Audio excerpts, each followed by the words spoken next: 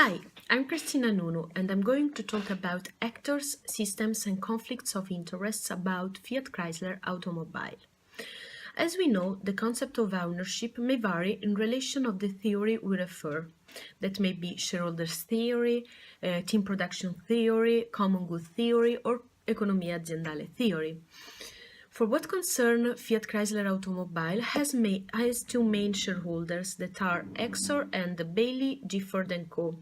Exor is the largest shareholder of Fiat Chrysler Automobile through its 30.6% shareholding interest in the common shares. Exor also purchased 730 million in aggregate national amount of mandatory convertible securities, expanding its voting power. This company in turn is controlled by Giovanni Agnelli and SIPA. Exor represents the inside ownership, in fact is motivated to make decisions that are consistent with interests of the broader consistency of shareholders. For what concerns external ownership, we have Bailey Gifford & Co. that represent a blackholder since its participation in Fiat is higher than 5%, acquiring a concentrated control right. Exor is a pure holding company, while FCA is a subholding, and for this reason we may describe FCA under the economia aziendale theory about ownership. In fact, we cannot identify the azienda with the owners because it is seen as a system. It is an autonomous and real entity composed of capital, the assets, the people taking part in it, or with the contracts or the relationship among its components.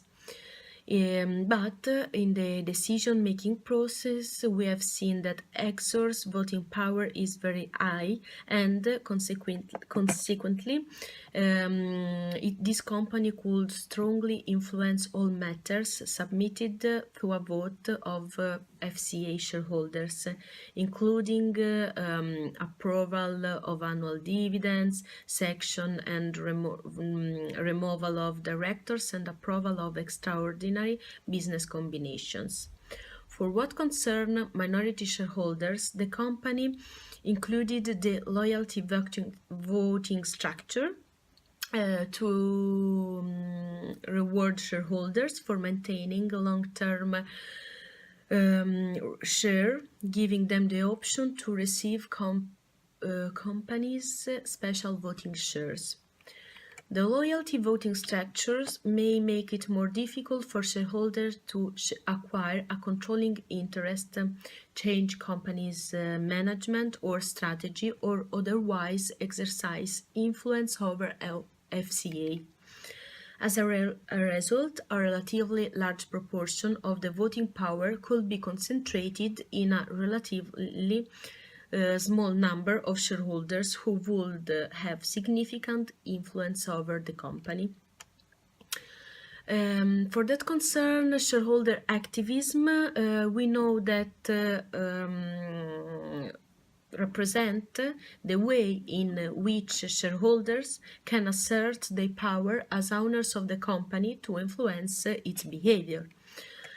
In FCA, as in all the companies, at least one general meeting of shareholders shall be held every year within 6 months after the close of the financial years. Shareholders may solely or jointly representing at least 10% of the issued share capital request or call in writing the board of directors or a general meeting of shareholders. The shareholders may be authorized by the interim previous judge of the court to convene a general meeting of shareholders if the board of directors fails to call a meeting. The minutes of the general meeting of shareholders shall be made available to the shareholders not later than 3 months after the end of the meeting, after which the shareholders shall have the opportunity to react to the minutes in the following 3 months. Of course, the shareholders may be represented, and the chairman of the meeting shall decide on the admittance to the meeting of person other than those who are entitled to attend. For that concern, the holders of the control rights, we know that in the case of FCA, we have that the holding company is Exor, and that is a pure holding company. Indeed, FCA Automobiles NV is a sub-holding that has the characteristic of an operating holding company. Indeed, it both involves business activities on its own account over and above the role of holding company over the many subsidiaries. Exor SPA is de jure controlled by Giovanni Agnelli NC SIPA, an association limited by shares. At the same time, the Giovanni Agnelli company is currently held by members of the Agnelli and Nasi families, descendants of Giovanni Agnelli, that is the founder of Fiat. Therefore, the ultimate controlling party of FCA Automobiles are the Giovanni Agnelli's heirs. These families purchase, administer, and dispose of equity interests in public and private entities and ensure the cohesion and continuity of the administration of its controlling equity interests. As stated before, FC Automobiles is the sub-holding that controls many subsidiaries. FCIS structure deviates from the one share, one vote rule. However, there are no cross-holdings. Fiat is entirely family controlled. It has a single controlling shareholder, the Agnelli families, but the company does not have a top manager from the family. In contrast, Exor is directly controlled by the Agnelli family without any pyramiding or cross-shareholdings. In this case, there is only one controlling shareholder, and the controlling shareholder represents the top manager of the company. FCI Group is characterized by a traditional model of direction, since the board of directors coexists with a board of statutory auditors. The board composition is set according to the company's article of association, and saying that the board of directors may have 3 or more directors. The directors are elected by the meeting of shareholders, and each director may be represented at any subsequent general meeting of shareholders. The board of directors as a whole is responsible for the strategy of the company. It is composed of 2 directors, executive directors, that are the chairman and the chief executive officer, and that are John Elkann and Sergio Marchionne, and they have the responsibility for day-to-day management of the company. And there are also 9 non-executive directors. An adequate number of independent directors is an essential element in protecting the interests of shareholders, particularly minority shareholders and third parties, assuring that potential conflicts between the interests of the company and those of the controlling shareholders are assessed impartially. For this reason, in the Fiat Casa, there is a board independence. In fact, we know that the ownership is concentrated in the hands of a family, and the final controlling rights are in the hand of the family itself. To avoid the risk of opportunistic behavior of the controlling family against minorities, the board should be independent from controlling shareholders. And the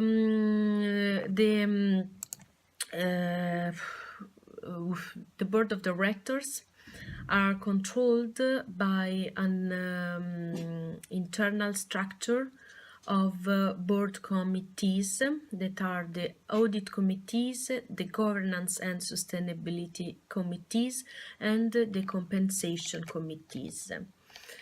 For that concern, the management, we may say that from an operational perspective, the chief executive is supported by the Group Executive Council, that is GAC. So decision-making body is headed by the CEO and composed of the heads of the operating sectors. The organizational structure of the Group Executive Council consists of four main structures articulated on the base of regional areas of operation, by brand, by industrial processes, by corporate support functions. The compensation is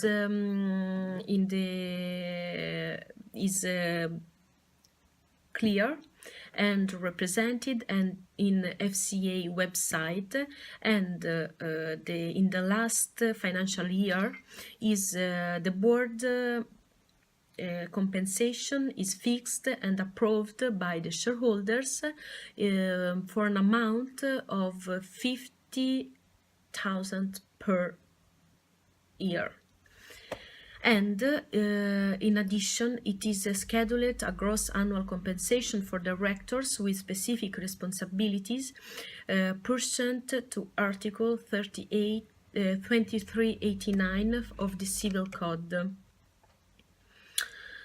In particular, we may talk about the corporate governance system, that is a resume, a summary of all we have said after now. And after careful analysis, we can say that Fiat has an inside system. In fact, shareholders have an enduring interest in the companies and holds a managerial position. Sergio Agnelli as external director. And the ultimate controlling party of FCA is the Giovanni Agnelli's family. And the company follow a traditional system that is founded under the two-tier system. It has a strong and developed internal control and risk management system, and an adequate number of independent directors ensure and protect the interests of shareholders. The conflict of interest problem in Fiat Chrysler Automobile is well defined thanks to its organizational structure and a strong code of conduct. In fact, the greater conflict of interests concerns only the minority and major shareholders. In fact, talking about the conflict of interests, the company and all its subsidiaries refer to the principle contained in the Fiat SPA Code of Conduct. The Code of Conduct represents a set of values which base the conduct of the group on the principle of diligence, integrity and fairness. The Code of Conduct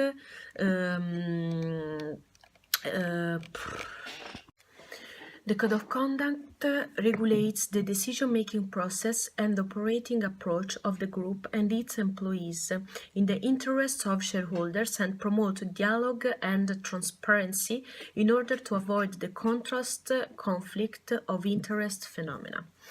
The company promotes adoption of the Code of Conduct as a best practice standard of business conduct by partners, suppliers, consultants, agents, and all the people that have and companies with which the company has a long-term relationship. For what concern the part strictly related to the conflict of interests, says that all business decisions taken on behalf of the Fiat Group must be made in the best interests of the Fiat Group.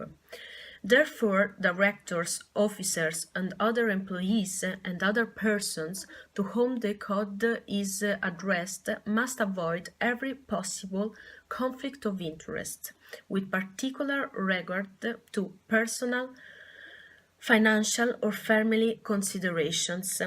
The decision maker's independence of judgment when deciding what is in the Fiat Group's best interests and what is the most appropriate way